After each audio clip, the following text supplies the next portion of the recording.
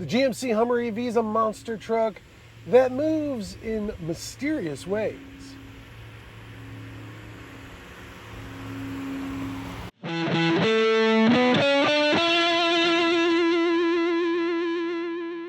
The Hummer EV SUV is, well, exactly what its name sounds like it is. It's a sport utility version of the Hummer EV pickup that launched in 2021. And it trades about 20 inches of length and a bed for an enclosed cargo area.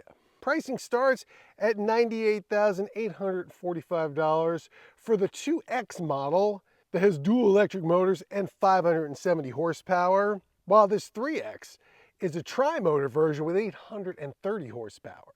It also has an enormous 170 kilowatt hour battery pack that's good for a range of up to 314 miles per charge. Comes standard with a fully independent, computer-controlled suspension that uses air springs that can raise the vehicle by nearly 6 inches to give it 16 inches of ground clearance in its extract mode, although it usually rolls around with 10.2 inches below the battery pack. This looks pretty enormous, but it's actually shorter in length than a Chevrolet Tahoe, although it is very wide.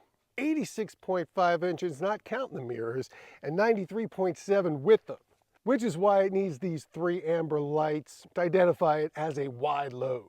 The cargo area is accessed through a power rear tailgate and provides a pretty good load, just under 40 cubic feet, while the front trunk adds another 11.3 cubic feet and has enough room for the 4 removable roof panels, which I'm leaving on today because it's pretty hot out here. But if I do want a little extra fresh air, the rear tailgate glass rolls down. And speaking of glass, you know that since the Cybertruck has that huge flat windshield and just one giant windshield wiper for it. Well, since this windshield is so small, the Hummer EV SUV has 3 little windshield wipers.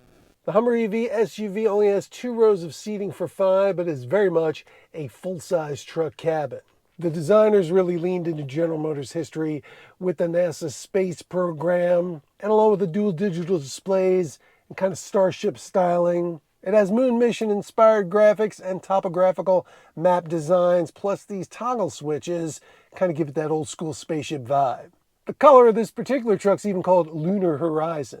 And it's also equipped with the optional Extreme Off-Road package, which adds these 18-inch wheels with 35-inch all-terrain tires, a rear recovery hook, full underbody protection for the drivetrain and battery, and front and rear locking differentials. It has a 360-degree camera system with a bird's eye view, and the Extreme package adds underbody cameras with a washer. Along with the air suspension system, this also comes standard with a 4-wheel steering system that works in 2 different ways. You can turn the rear wheels opposite the front to shrink the turning circle smaller than a compact SUV's. And when you engage the crab walk mode, it can turn the rear wheels in the same direction as the front wheels, allowing this to drive diagonally up to 10 degrees. Now, while this is very neat, the only time I ever really found it useful was when I was parallel parking and was just a little too far from the curb when I was done, and used this to shuffle the vehicle closer. But it definitely looks cool. That said, the tight turning circle comes in a lot more handy, especially out here. And it is something you have to get used to. You really don't expect a vehicle this big to make such sharp turns. And that brings up the elephant in the room, which is the weight of the Hummer EV SUV, which is as much as an elephant. This weighs more than 8,600 pounds, but you never really feel it. All that power and the enormous amount of torque this has just erase all those pounds. It even slows down pretty well and has a 1-pedal driving system that uses the regenerative brakes to bring it to a complete stop when you lift off the accelerator. Out here, you barely have to hit the brake pedal. I know a lot of hardcore off-roaders might scoff at a fully independent suspension system, but the original military Humvee had one, and this one really is great. It has 13 inches of articulation, that nice clear gap down the middle, and does an amazing job of soaking up big bumps. I bring a lot of trucks here, and a lot of trucks are pretty rough over this section.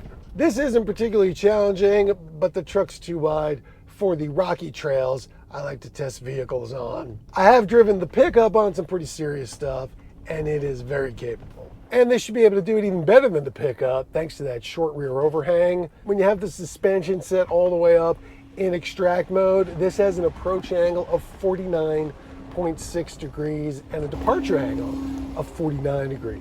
While the breakover is a very serious 34.4 degrees and the water fording depth 32 inches. For on-road, this has the Super Cruise Highway Driving Assist feature. That's a hands-off, lane-centering adaptive cruise control so good, I drove half the New Jersey Turnpike to get here, and it never asked me to take control. While the Tesla Cybertruck might seem like the most obvious competitor to this, it is a pickup, this is an SUV, and really what's closer to it is the Rivian R1S. That is a size smaller, but it was just updated with a new quad motor drivetrain that's rated at 1,025 horsepower. And it's got 3 rows of seats for 7, all for about the same price as this. There are some other similarly priced vehicles, like the Ford F-150 Raptor R and even a loaded Jeep Wrangler Rubicon 392, both of which are serious off-roaders, but also V8 powered gas guzzlers. Of course, one thing you don't have to worry about with any of those is range or charging speed. And opting for the extreme off-road package does drop the range on this to 298 miles, which is still pretty good and, as I've found, very honest. This is built on an 800 volt architecture and can charge at up to 300 kilowatts, which is better than most EVs, nearly as good as it gets, which is 350. In fact, most charging stations you come across aren't even that powerful. If you find one that is, General Motors says you can get 100 miles worth of electricity in 14 minutes. But there's something else this does that's much quicker than that.